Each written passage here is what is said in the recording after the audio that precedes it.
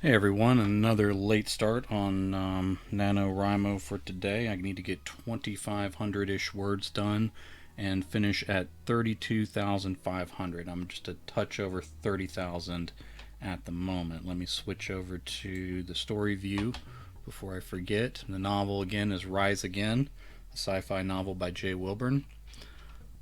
We have a character from another world in a hospital trying to figure out what's happening with him next, and then three characters waiting on him on the outside. So, kind of in a limbo stage of the novel here, not totally positive where it needs to go.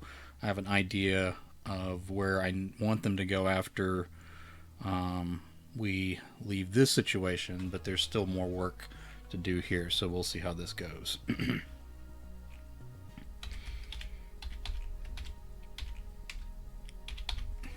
TikTok, Avelina said.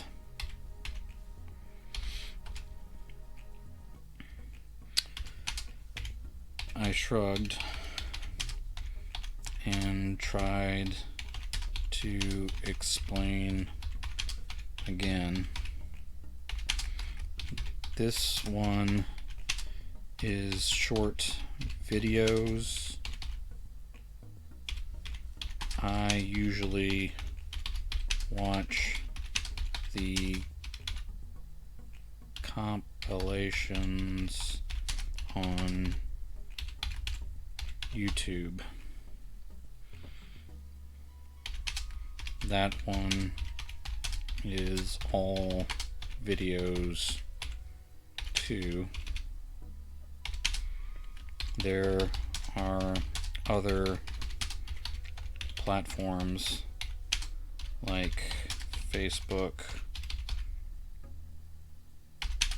Twitter,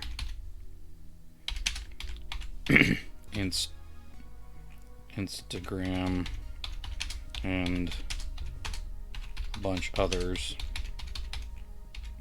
Those are kind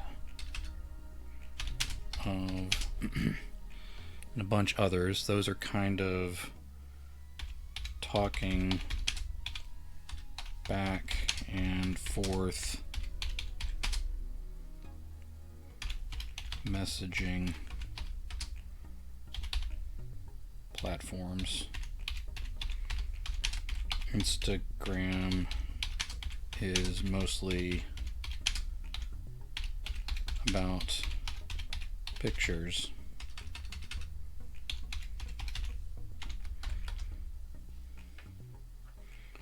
She stared at my phone, and I could hear the song playing through the earbuds.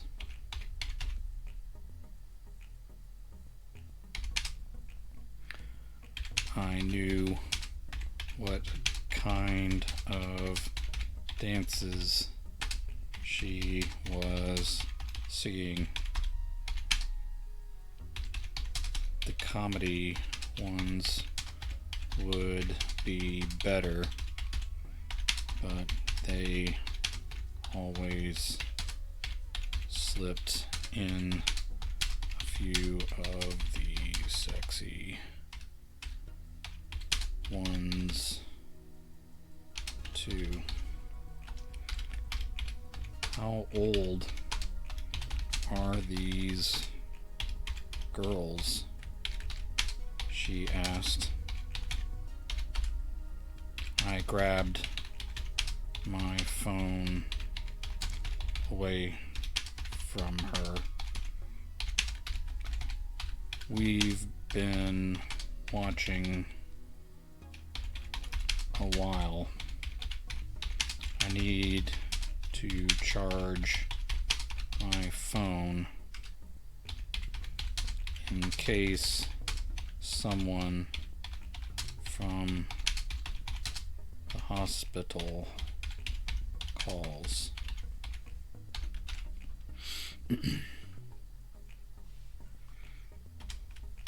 We reheated some Italian food. We reheated some Italian food and slept a little. It was already sunup by the time we had gotten home,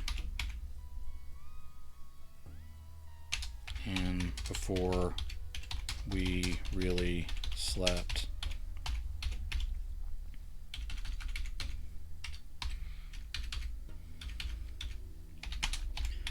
When I woke up after lunchtime,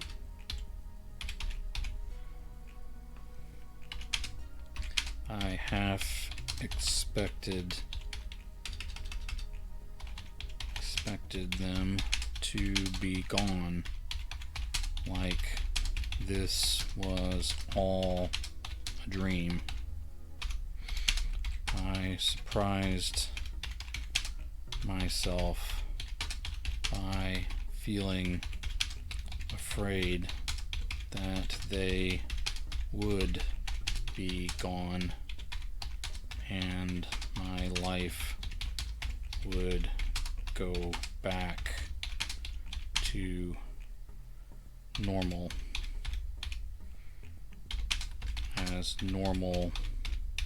as life could be in a pandemic. I wasn't sure how I felt when they were still there. A third round of Italian leftovers gave me acid reflux, even just being in my late 20s.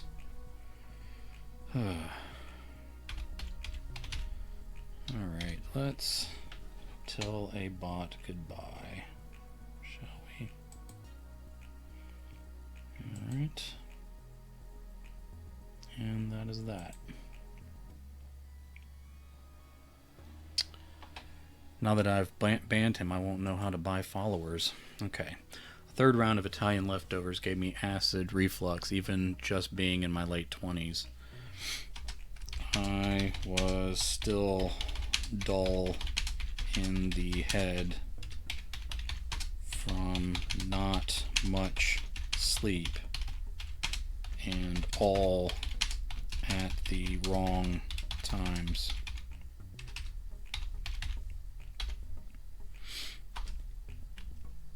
By mid-afternoon, I had shown Aveline Netflix, Hulu, CBS, and Disney. Now let's get it. Amazon Prime and Disney Plus. I had really overdone it with the streaming services when everything locked down. I was coming to grips with the fact that I had been swimming in depression and anxiety for months now, running into these three had pushed me out of that state for a moment. I felt myself sinking again. I was even starting. Alright, let me split that into another paragraph because I really went off on a different tangent there. Okay. I was even starting to think my father was right about me. That wasn't going to lead anywhere good. I tried to call the hospital at Evelyn's request.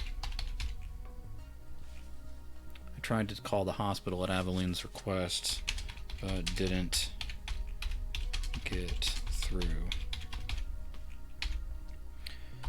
As the sky darkened again,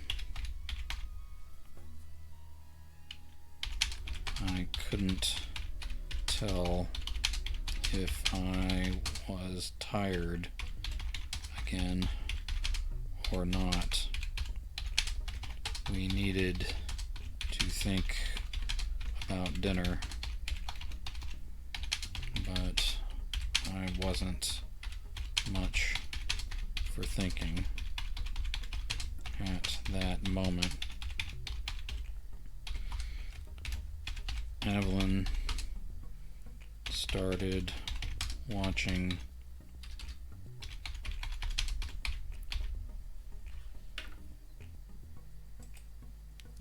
TikToks again on my phone. She sat on the floor with her back. Sat on the floor, okay, with her back to the wall, so my phone could charge. There was no tricking her out of it this time. What is this one about? She asked a little too loud. I looked over her shoulder at the compilation title and then said, parents are reacting to their kids playing a new song. Well, it's not new now, but it is inappropriate, and the kids are capturing their parents' shock.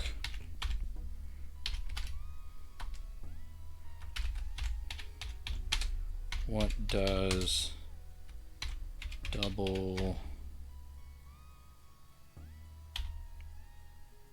W? Let me just, I was trying to be cute with it there. I'm just going to do it. What does WAP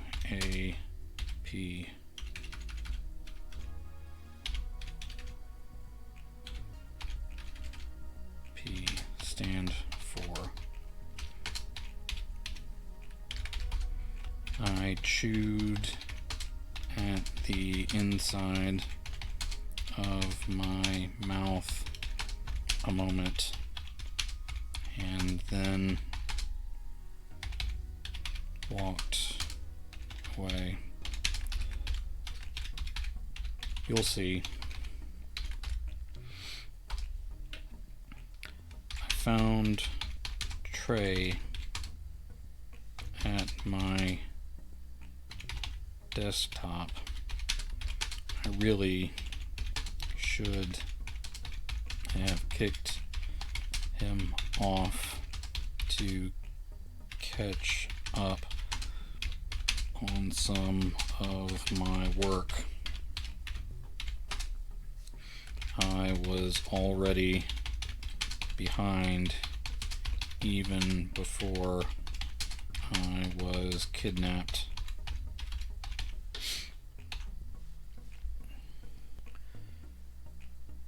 Trey, I hadn't spoken to Trey much at all since we'd gotten back. I wasn't even positive that he had slept.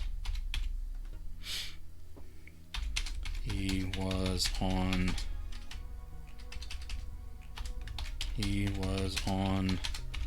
another history site. This one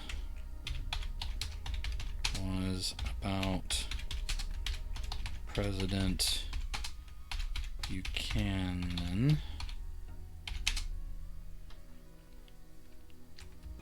It was a piece of history I knew next to. Oh, thank you, man. I appreciate it. Miami City 84. Again, I'm real new at this, so just figuring out as I go. Right now, just writing a nano novel, and I'm kind of in a spot where I'm not sure what's going forward. I know what happens after this, but I need to build some characters up before I go much further. So thanks for the encouragement. I appreciate it. He was on another history side. This one was about President Buchanan. It was a piece of history I knew next to nothing about, but that was most of history for me. I was probably, hold on, let me make this dialogue. I'm probably the worst person for you to have run across, I said. His shoulders tightened at the sound of my voice, but then relaxed. I thought he knew I was there. I almost apologized, but I had grown tired of that dynamic between us already. Trey asked, "Why would you say that?" I figured we were the worst people in your life, considering how we all met.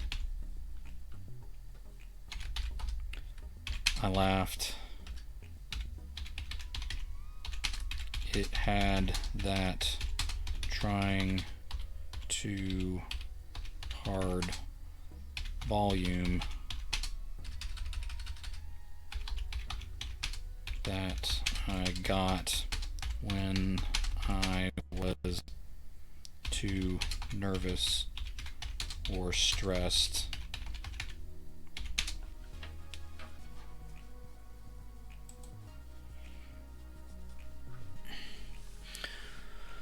I had that trying too hard volume I got when I was too nervous or stressed.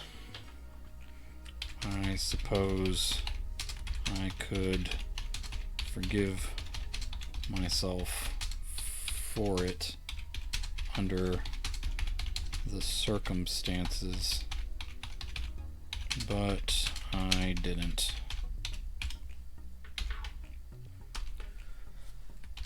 Well, yeah, I said. I just meant that people who travel between worlds with different timelines would rather find themselves with a history professor or something. Trey laughed now, and it sounded more natural. I was jealous.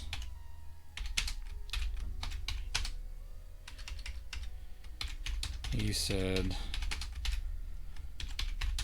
the internet here is pretty robust. I can find all I need and more. I spent about an hour reading about the plots of Star Wars movies and books.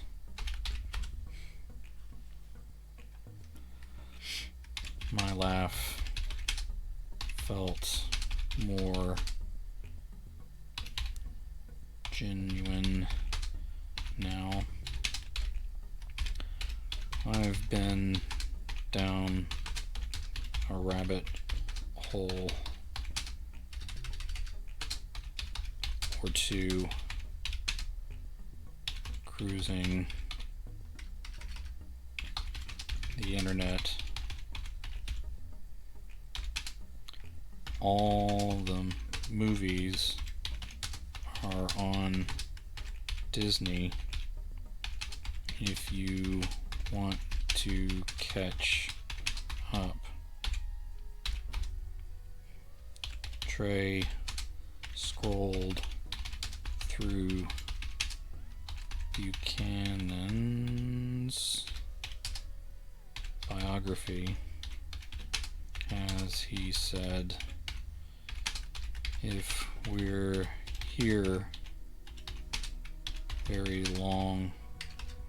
much longer, I might catch them in a break. Sure, I said. I sat until my anxiety climbed up into my throat, and then I was about to stand and slink out. Trey clicked another link to some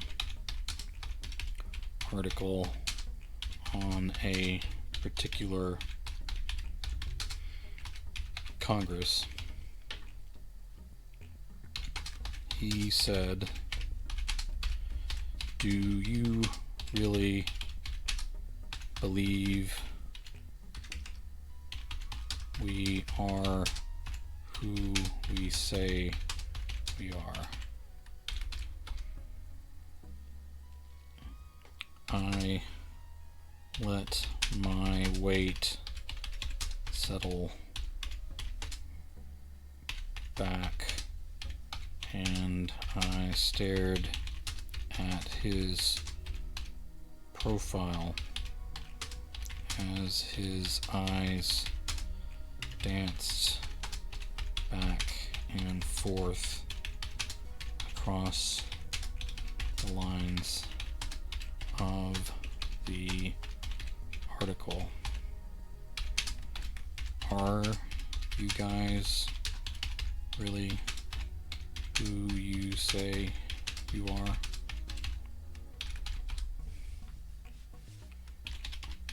Trey looked at me, licked his teeth in a gesture I read. No, he's not the one that reads gestures.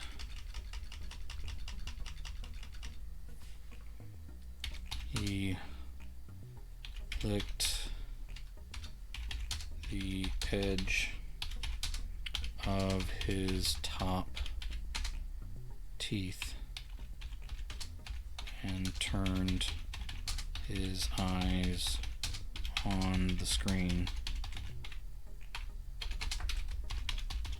Everything we said was true,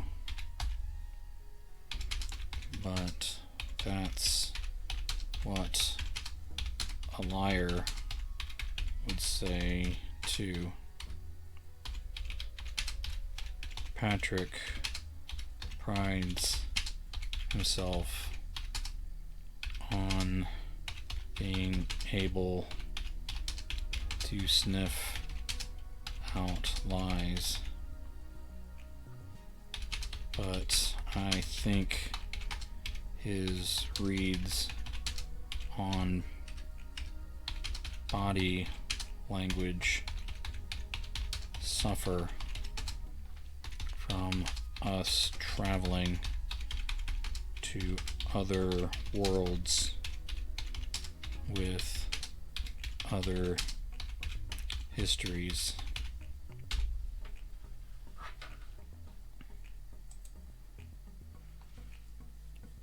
Okay. With other histories. I would imagine so, I said. People would have different mannerisms in a world where the Roman Empire still ruled.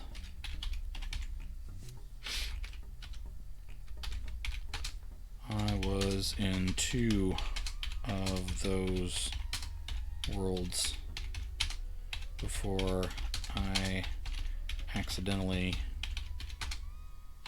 brought Evelyn along with me, Trey said. Seriously?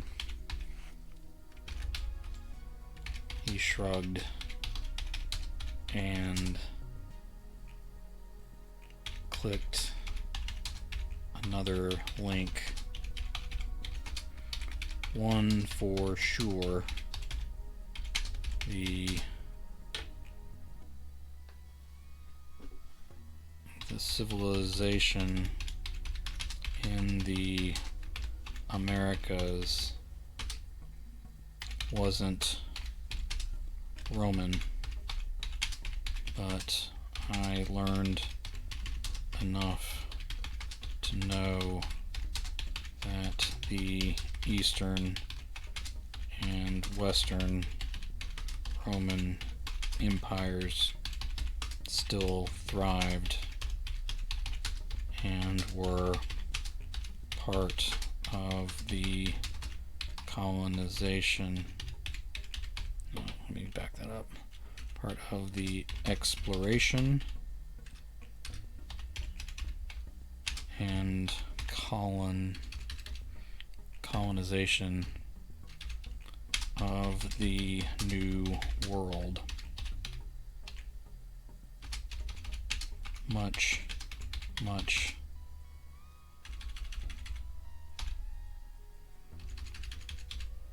later than in our timelines.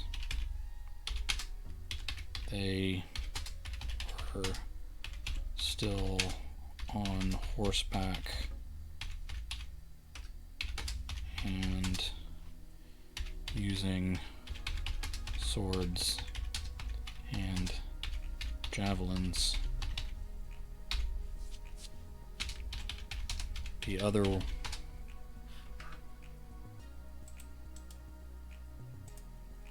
other world was so like the first that I thought I'd returned to one, but there were differences. I didn't study as much, but they spoke a version of Latin.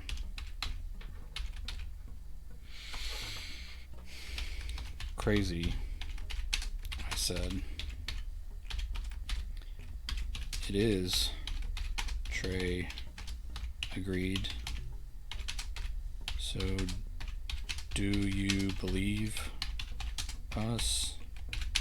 I wouldn't blame you or even argue with you if you didn't.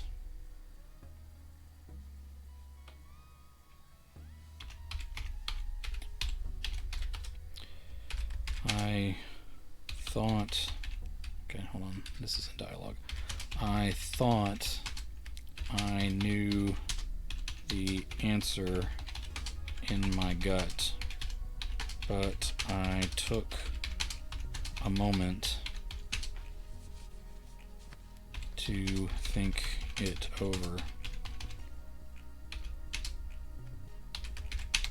I do. I can't tell you exactly why, but I do. The act is too nuanced to be made up, and it is too consistent to be just three crazy people.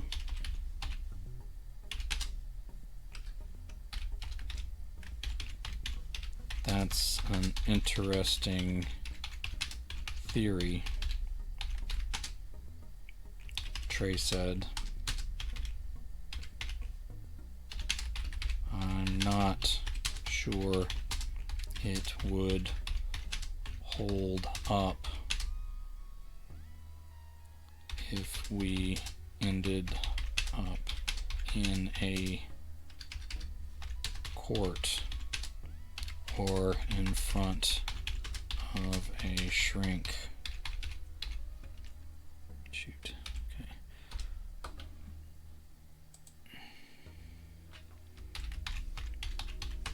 Maybe not, I said.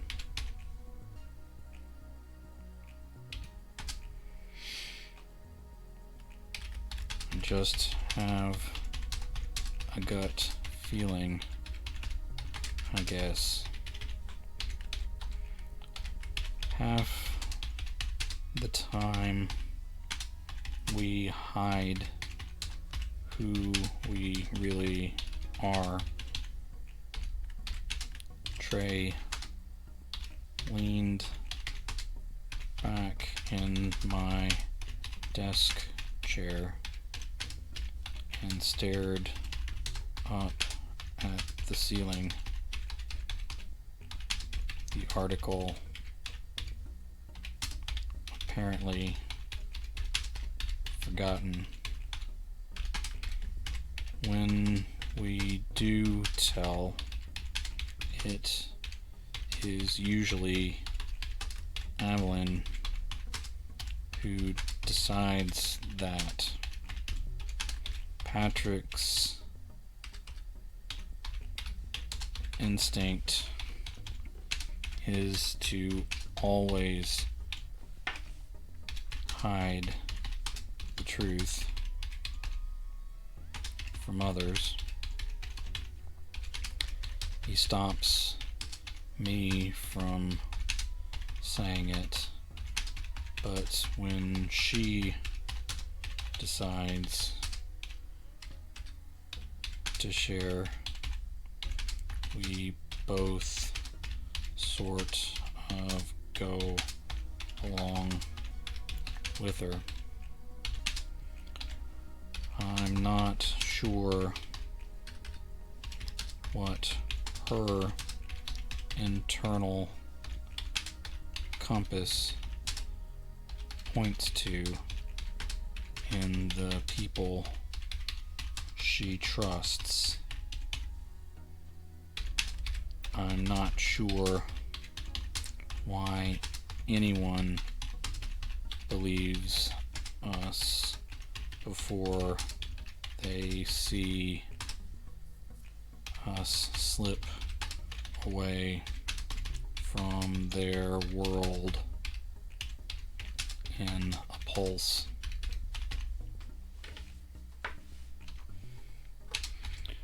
I'm not sure she trusts me yet, really. I think she's just stuck with me.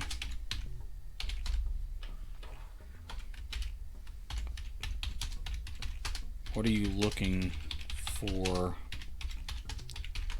in a world? Trey kind of chuckled. He waved at the screen as if the answer were in an article about Western expansion.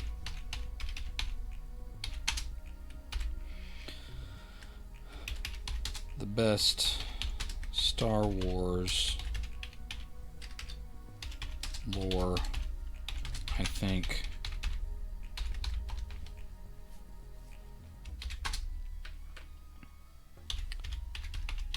I laughed pretty hard at that.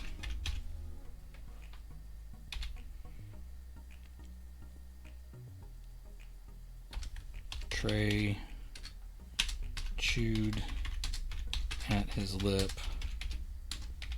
and said, "What do you mean when you say looking for?"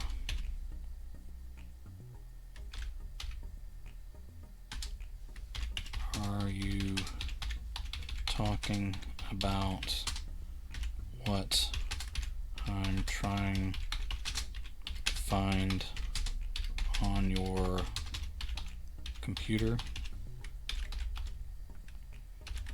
Maybe, I said. Not exactly.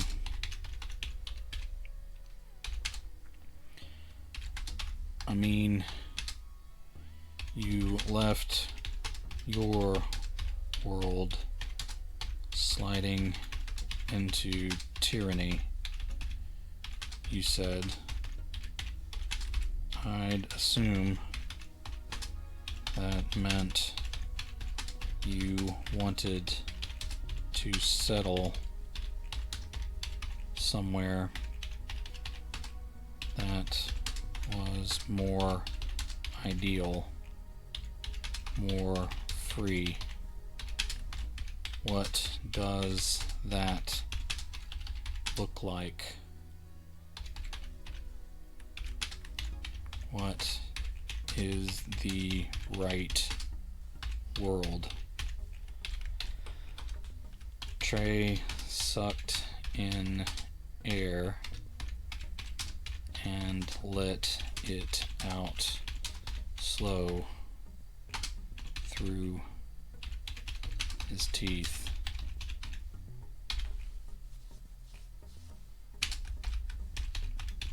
That's the magic question, isn't it?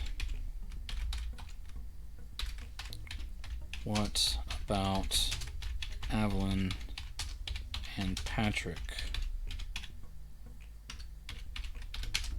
Are they looking for the same world as you? Trey shook his head.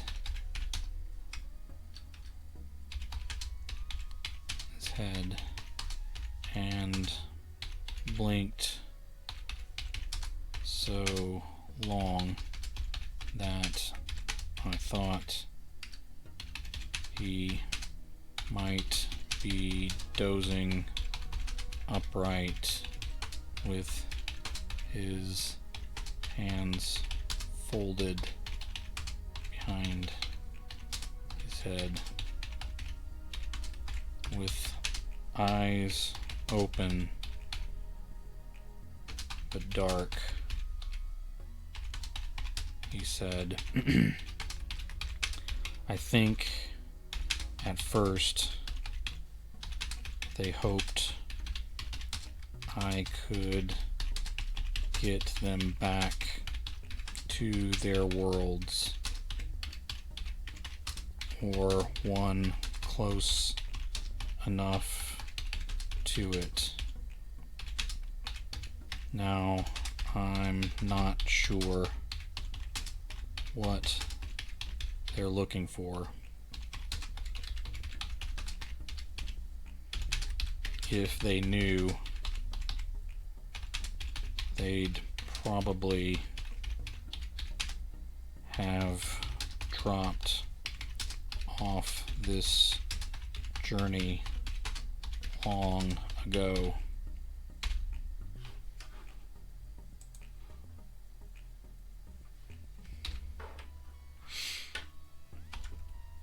You've never considered just settling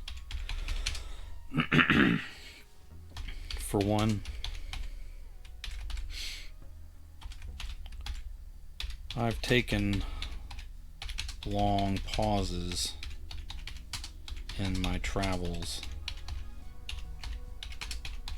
but there was always something not right. I never really belonged in any of those places. I sighed then and said, I've only ever been in this world, and I've felt that way most of my life. Trey clicked on one of the tabs he had open and a picture of Trump hugging an American flag popped up on the screen in bright color. I actually recoiled a little.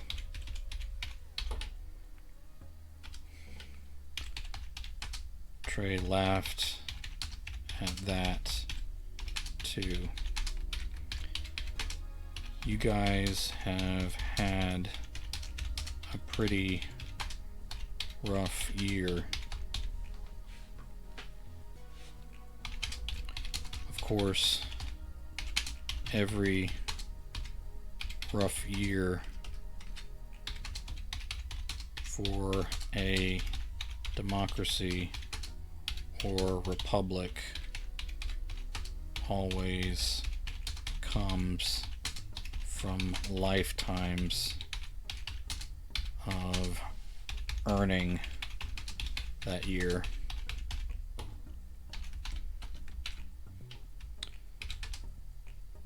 I imagine that's true, I said. I found somewhere to look besides the screen. No quotation mark. All right, what would Trey say then?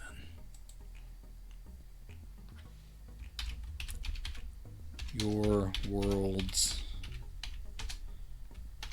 Donald Trump is quite a character. I sniffed and managed to say, let's make it said, and said, yeah, to say the least. I can't tell if he's the first tyrant emperor of your world's America, or if he's just a dangerous fool. And I'm not sure which of those,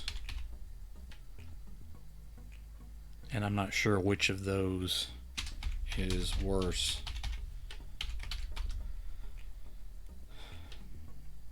I took a deep breath and held it a moment before I went back to breathing.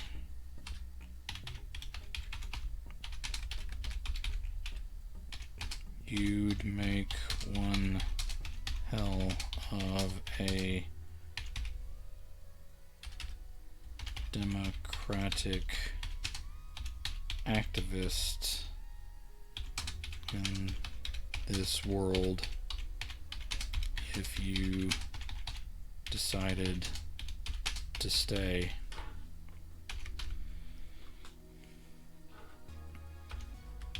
Trey waved at the screen and said, Democrats now or Democrats in the past?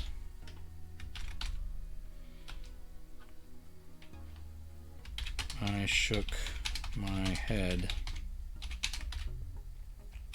I guess it depends.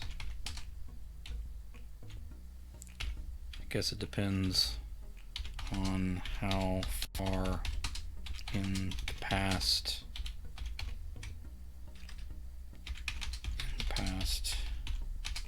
you mean. The further back in time you go, the worse it gets.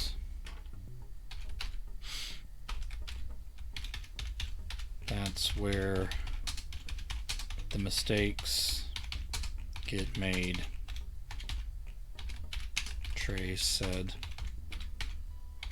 I thought at first he was looking. Trey said, I thought at first he was looking.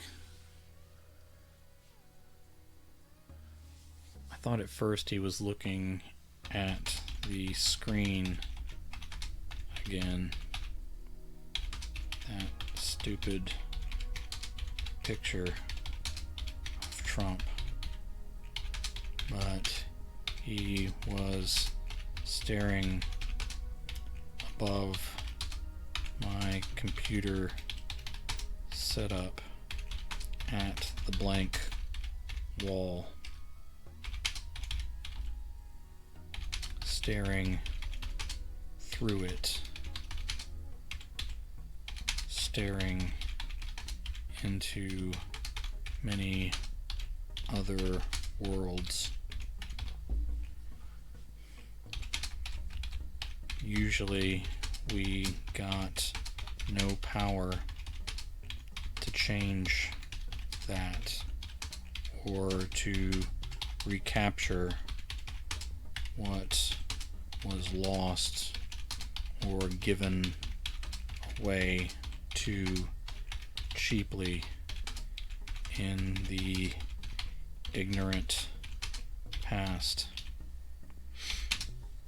I took that power away from a government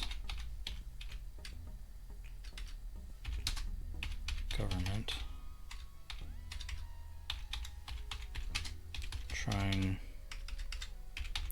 to control it as they try to control everything when liberty has been sacrificed a piece at a time for too long. Now, I should be able to find at least one world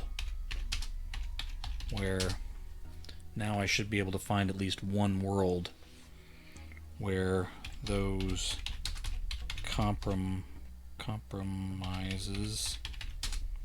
weren't made, or those losses were sidestepped, or at the very least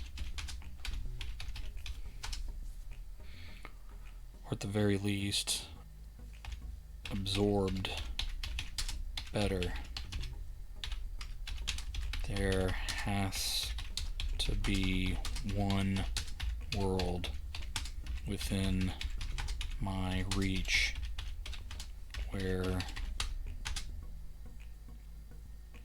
that is still in the hands of the people, and it's not too late to tell them to never let it go.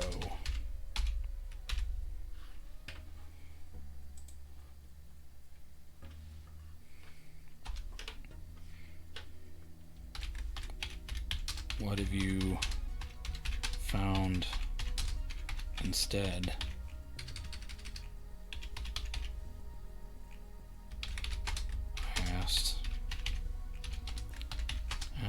his face darkened. I wished I could take back the piece of history where I ignorantly, come on now, asked that question. His voice turned softer rather than hard. Okay. All right. This feels key to the story. The characters, and this character in particular, kind of giving his justification for what he's done and where he's going. So I want to kind of land this. I'll always clean it up in the editing, but I really want to have this piece strong in the first draft. I didn't know this was where this story was going at this moment, but I want to make the most of it. Okay, so his voice turned softer rather than hard. Same mistakes with sometimes more terrible consequences.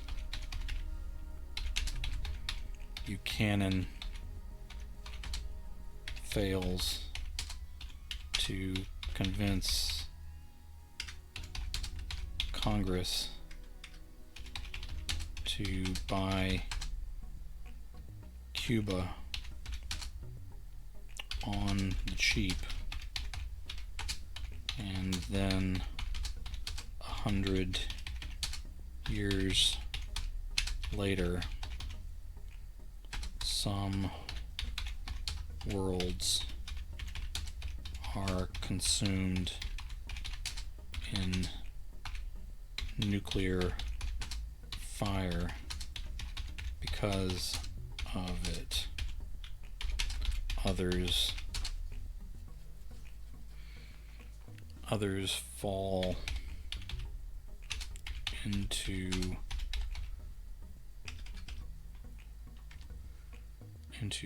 racial war and chaos. Is that the turning point? I asked.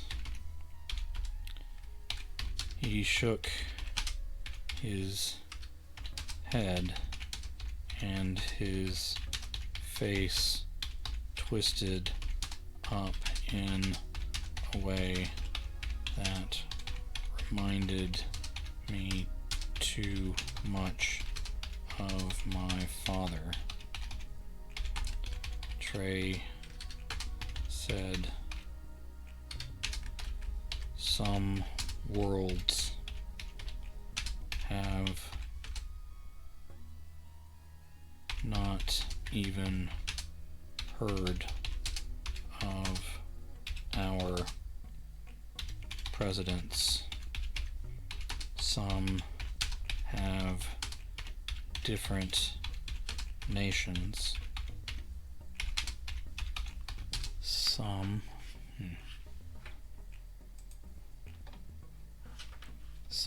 advanced beyond us, but only to become tyrannies with advanced technology. Some don't speak English. Some had no World War II.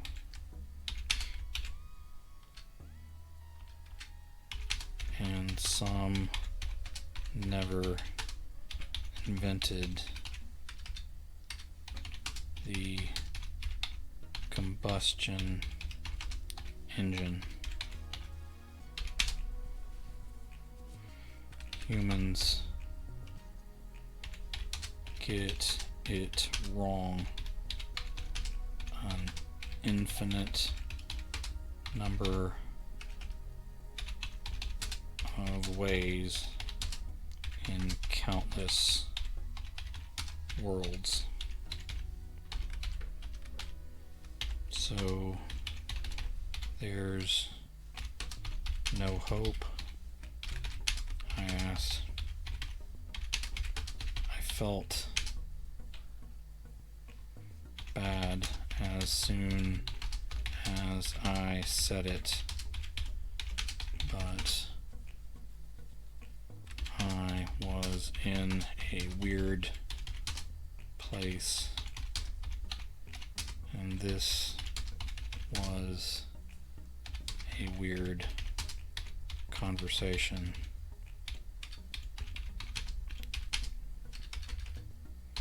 Alright. I think I'm maybe a few hundred words from the end of this chapter, but let's see. So there's no hope, I asked. Hope is a choice, Trey said. No one forces hope, and even the worst tyrants have trouble resting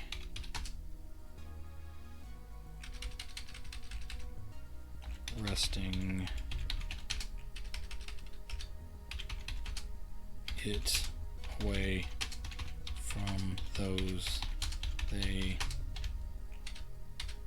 oppress. Hope is a choice, Trey said. No one forces hope, and even the worst tyrants have trouble wresting it away from those they oppress. You said yourself that you hoped a different leader would be elected to replace your current monster.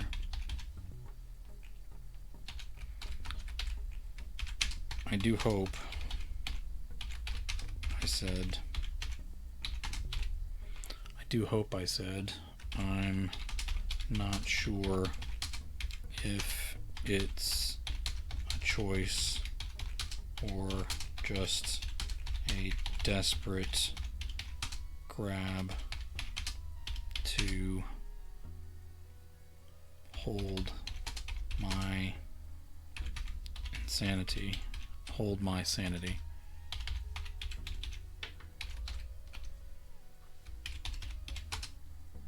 Trey's lips worked into a few different shapes before he said, I wonder if it is easier to hope when you only have one option of worlds. I wonder if it is the only choice when you can't keep slipping from one to another. Anyone is better than Trump, I said. I have high hopes for the entire field in the Democratic primary this year. Lots of men and women of principle. Maybe I don't have hopes for all of them, but like I said, anything is better. Alright, let me save. Trey grunted and said, I've seen a lot of worlds, Rick, and I'll tell you there is always something worse, something more terrible than you imagined.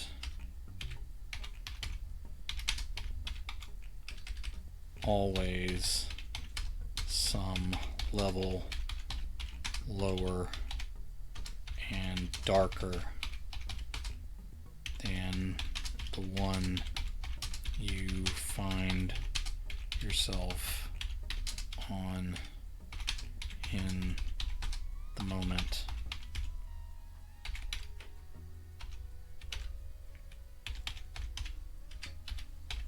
That's terrifying, I said.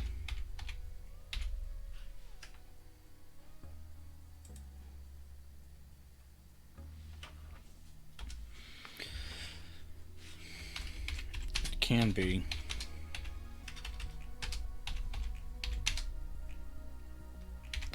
I'm glad Evelyn talked us out. It can be. I'm glad Evelyn talked us out. I'm glad Evelyn talked us out of jumping again before we got Patrick help. It was incredibly easy considering what your world is going through.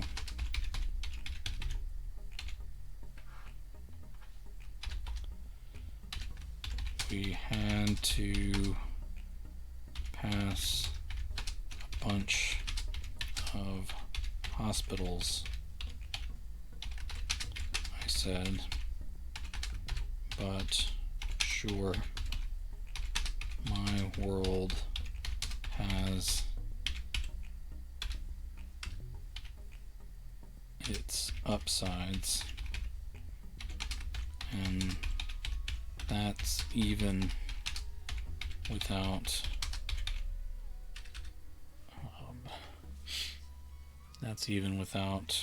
universal healthcare. You were a big help, Trey said. Hell, you were the only reason it worked at all. You were fast on your feet. I could use you in other worlds too.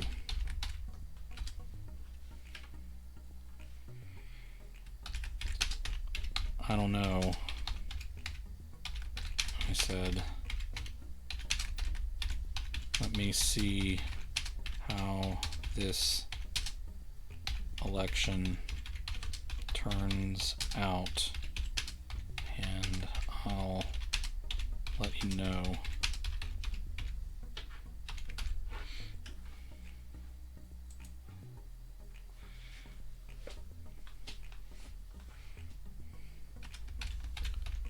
Have we thought about food?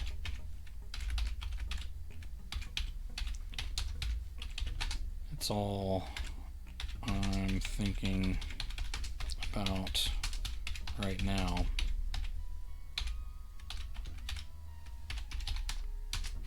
Are we running down your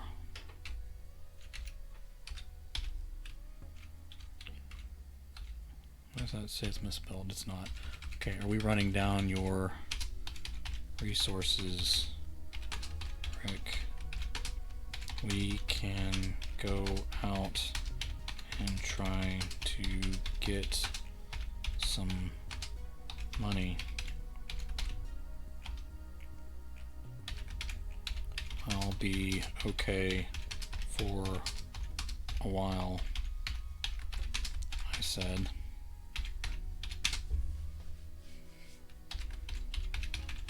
Tough times, but we'll see.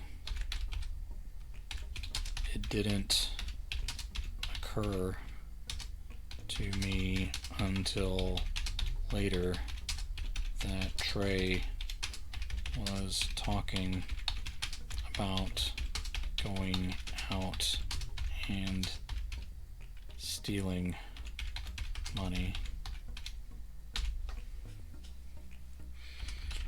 I couldn't decide what to order this time, I said. Evelyn tends to like Chinese.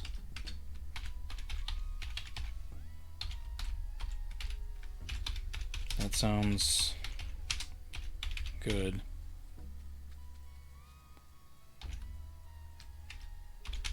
I'll get a pen and paper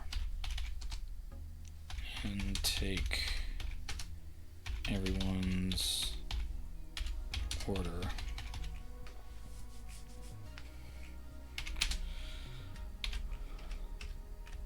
Leftovers will be good, but let's try to keep the total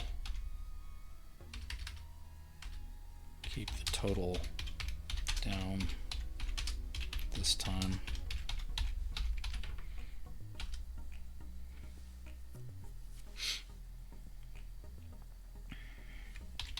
Trey shut down my computer without going through the right process.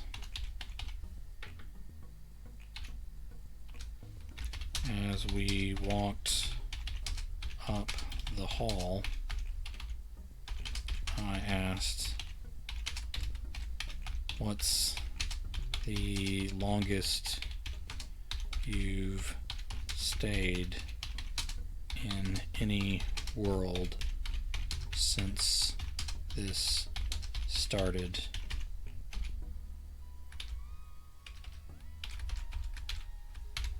About 5 years, he said. Really? 5 years is enough time to build a life. What happened? Maybe I can tell you another time.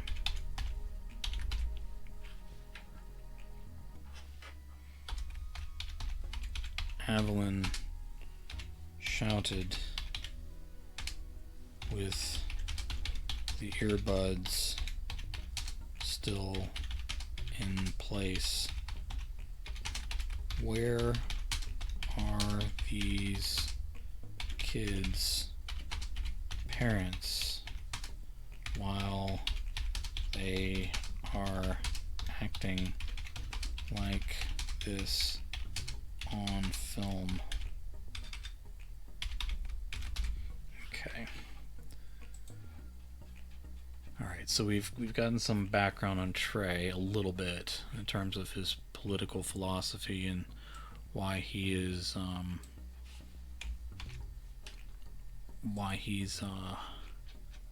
traveling between worlds, what he seems to be looking for.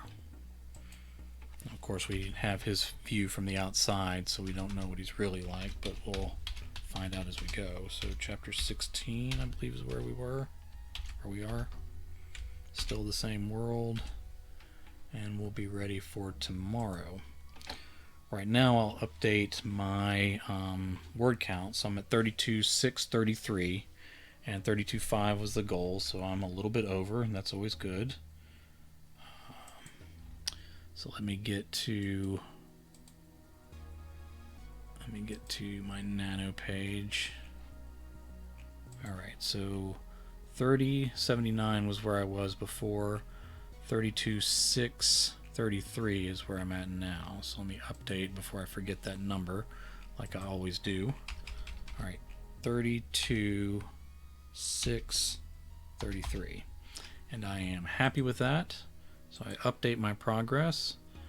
Still on my streak, past the halfway mark, and Rise Again is moving right along, and I'm on track to be done on the 20th, done with 50,000. I don't know if I'll be done with the novel. I'm not sure how long this story stretches out. If it's longer than 50,000, I may set it aside for a while and then come back to it. But we'll see. You know, once you get momentum going, maybe it's best to finish it out. So we'll see how that goes. I'm going to take a look at a few of my friends. So let's see how folks are doing. Jessica McHugh is at 3,600 on her second novella, so she finished 2,500 and went a few thousand past that, and now she's 3,600 of the way along on a second novella, so she'll be well over 50,000 words on 2 projects, and these were projects that she needed to finish anyway. All right, let's take a look at Armand Rosamilia. Always got to keep an eye on him. All right, we are pretty close together. He's still a little bit ahead of me. So he is at 32,897 words on The Devil's School.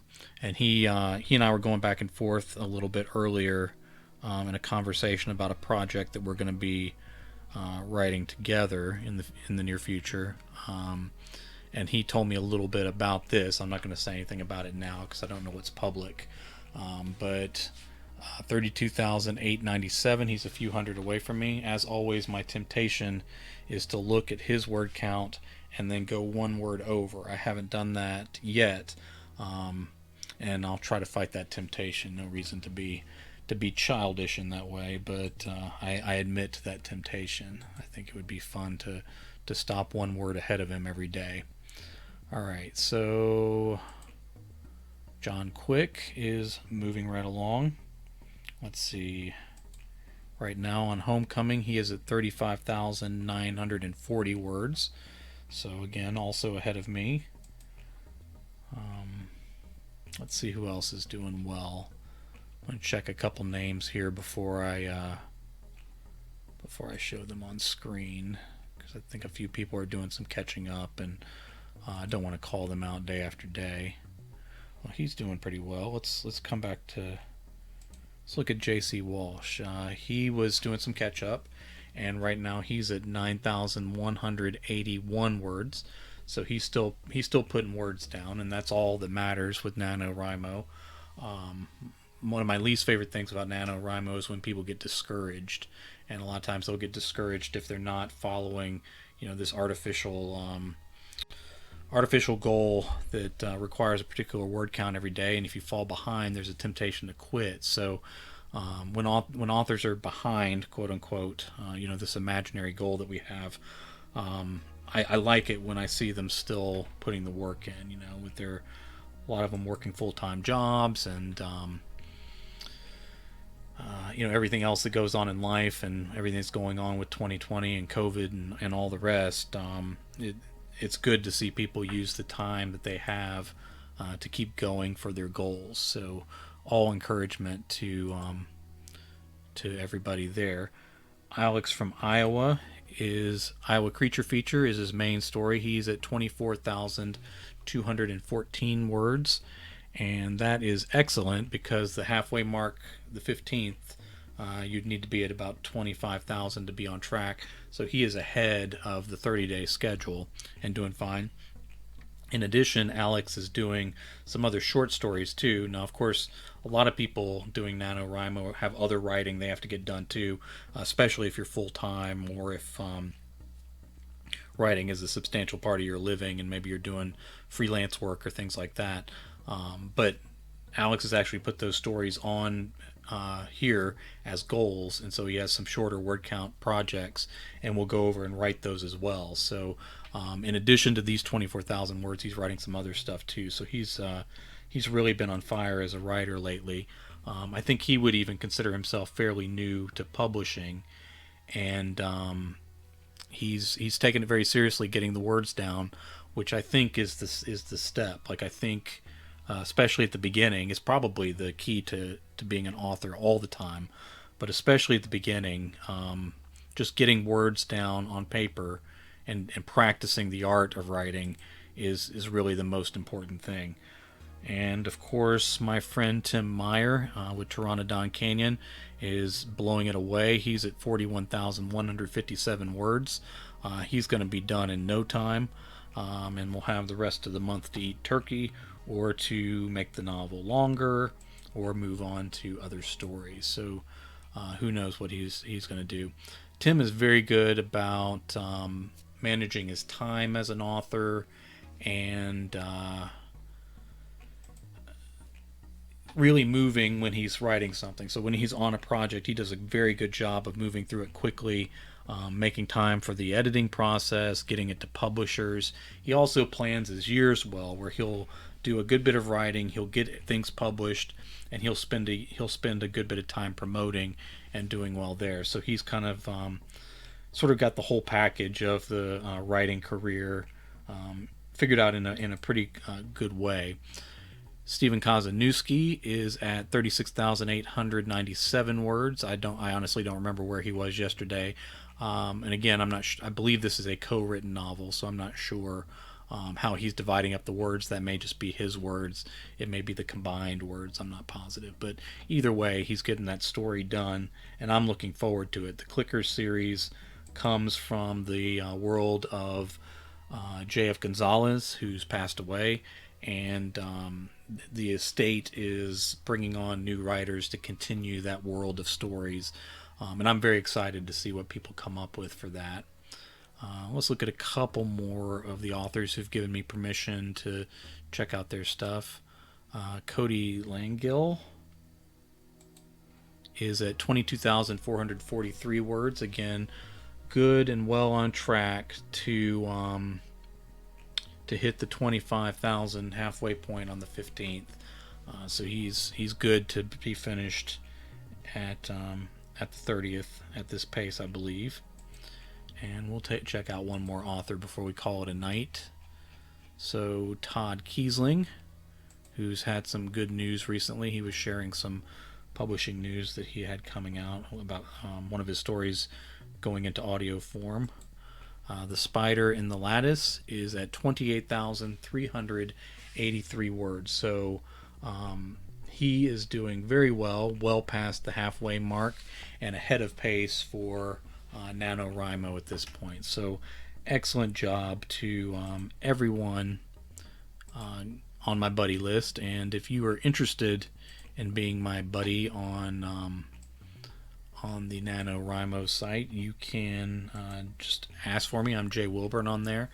And if you don't mind me showing your stuff on a video and encouraging you and encouraging others through your progress, then let me know that too. I got several buddies on there that don't want to be shown or haven't given me permission to, so that's why I keep clicking back and forth between screens when I'm switching, so that I'm not showing any of their stuff. Once again, the novel is Rise Again, a sci-fi novel by Jay Wilburn. We are at 32,633 words and on track to finish 50,000 by the 20th, and we'll see where we are in the novel at that point. I'm starting to think maybe I could have this done by then, depending on how fast this middle section of the story plays out, and then what we do with the characters after that. But we'll see how that goes. Alright, so thank you everybody for watching along, and I look forward to talking to you again tomorrow.